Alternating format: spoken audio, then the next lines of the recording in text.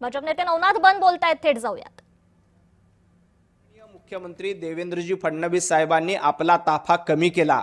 आज देवाभाऊंच्या ताफ्यामध्ये 3 ते 4च गाड्या असतात आणि कुठेही BMW मर्सिडीज देवाभाऊंच्या ताफ्यामध्ये नसतात. संजय राऊत, तुमच्या ताफ्यात असलेल्या BMW आणि मर्सिडीज नेमक्या कोणाकडनं गिफ्ट मिळतात याचं उत्तर एकदा महाराष्ट्राला द्या. राज्यामध्ये पेपर फुटीचे सगळे प्रकरण त्यावर काँग्रेस असेल किंवा शिवसेना असेल, हे टार्गेट जे आहे ते देवेंद्र फडणवीस यांनाच प्रामुख्याने करताना पाहायला मिळते. नाही, आंब्याला दगड मारण्याची सवय सगळ्यांनाच असते. जो व्यक्ती काम करू शकतो, जो व्यक्ती चांगला असतो त्याच्यावर प्रश्नचिन्ह उपस्थित केलंच जातं. परंतु लक्षात घ्या, देवाभाऊ अतिशय सक्षम आणि समर्थपणे महाराष्ट्र पुढे घेऊन जात आहेत.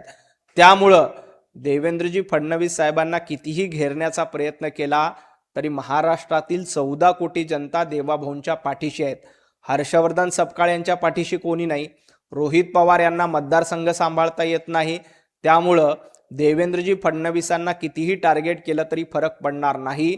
इथली शिक्षण व्यवस्था, परीक्षा, MPSC, CET सुरळीत चालवण्याचं काम हे महाराष्ट्र सरकार करते, देवाभाऊंचं सरकार करते. परंतु महाराष्ट्र यांना सुरळीत चालू द्यायचा नाही. महाराष्ट्रात अराजकता निर्माण करण्याची सुपारी ही रोहित पवारांनी घेतली, हर्षवर्धन सपकाळांनी घेतली. त्यामुळे ते देवाभाऊंना टार्गेट करतायत. पण काळजी करू नका, देवाभाऊ अशा अनेक आरोपांना पुरून उरलेले आहेत आणि जनतेनं देवाभाऊंना आशीर्वाद दिलेले आहेत. त्यामुळे रोहित पवारांनी कितीही बोटं मोडली आणि हर्षवर्धन सपकाळांनी आका म्हटलं काय आणि फुका म्हटलं काय, ज्यांना रोज फुकायची सवय असते त्यांनी या भानगडीत पडू नये.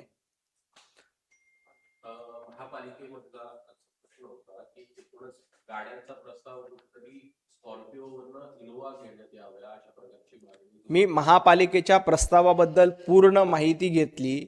महापालिका कुठेही गाड्या खरेदी करत नाही. महापालिका दर 6 महिन्यांनी भाडे तत्वावर गाड्या घेते आणि या भाडे तत्वावर गाड्या घेत असताना मला संजय राऊतांना सांगायचंय की या गाड्या घेण्याचा जेव्हा प्रस्ताव आला तेव्हा विरोधी पक्षनेत्या किशोरीताई पेडणेकरांचा देखील या प्रस्तावाला पाठिंबा होता. आता महापालिकेच्या काही लोकांना, म्हणजे स्थायी समितीचे अध्यक्ष असतील, सभागृह नेते असतील, गटनेते असतील, विरोधी पक्षनेते असतील,